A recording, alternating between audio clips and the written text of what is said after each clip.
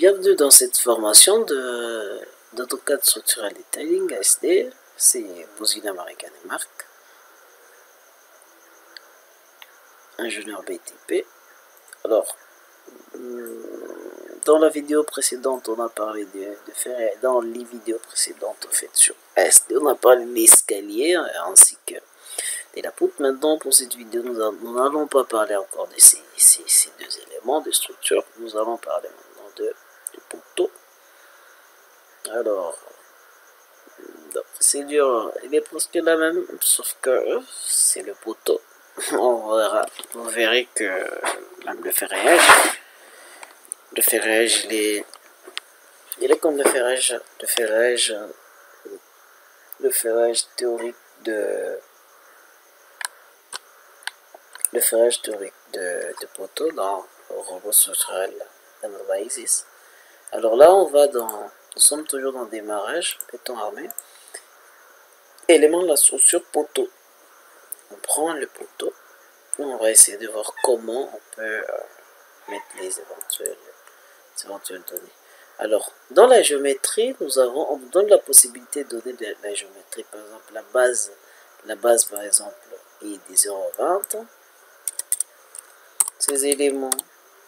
Ces éléments, ce sont les éléments de prédimensionnement de la colonne.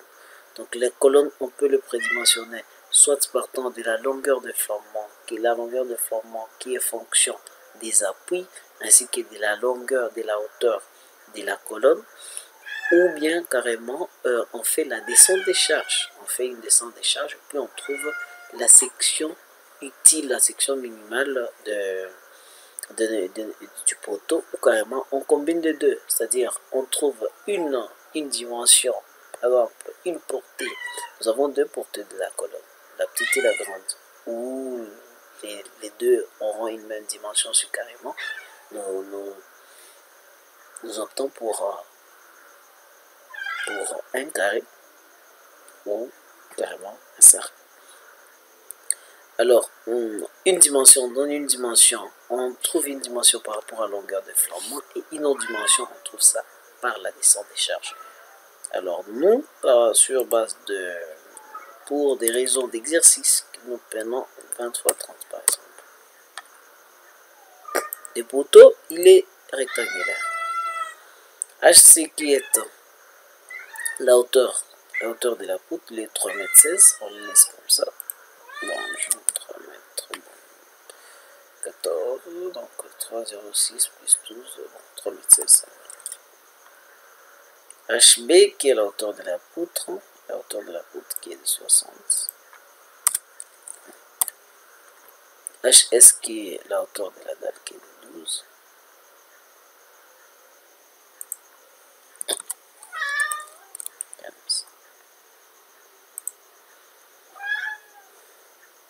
Voilà les éventuelles dimensions. Un poteau. Exemple. Les barres. Et nous allons utiliser les barres des 14. La nuance, les HA400 sans crochet. SB, bon ici normalement c'est NB ici normalement. NB c'est le nombre des armatures longitudinales, le nombre des armatures longitudinales sur la petite portée. On laisse 3 et puis le HA, on laisse 3 sur la petite portée. Pourquoi? Parce que le flanc il est grand sur la petite portée que sur la grande portée. 3. Donc voilà. Les cadres. H, la même chose. Enrobage, c'est 25 cm. La répartition sera faite au cadre à la poutre ou au cadre à la dalle. Le cadre c'est limité à la poutre. SN, l'équidistance entre les barres. Il est valide de 15.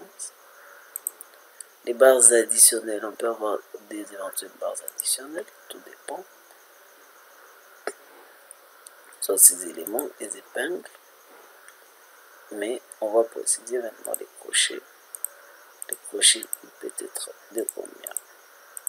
Alors, là aussi, on peut voir, là, on va juste prévoir, on a une 30, donc on laisse comme ça. Les attentes. Les attentes, normalement, c'est 40 fois phi. 40 fois phi. Si on prévoit des attentes,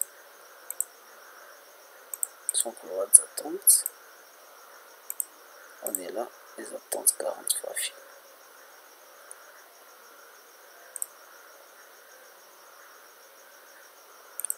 Et là, on a fini. Il faut juste ça. Ces éléments sont les résultats des calculs. Il faut d'abord faire les calculs sur robot structurel, faire les calculs. Si vous avez un problème sur les calculs, les éventuels calculs qu'il faut faire sur la colonne, s'il vous plaît, visitez notre chaîne. Il y a des vidéos qui expliquent clairement en des termes clairs et simples comment faire le ferrage de la colonne avec tous les détails possibles, avec toutes les notions de béton armé, y compris, il y a tous ces éléments qui sont là. Nous avons cette colonne avec les détails. Les détails sont là, ainsi que notre bordereau d'armature. J'espère bien que vous avez aimé la vidéo. N'hésitez pas à aimer, ainsi qu'à vous inscrire sur notre chaîne pour la suite des vidéos formation. Nous avons dit et nous vous remercions.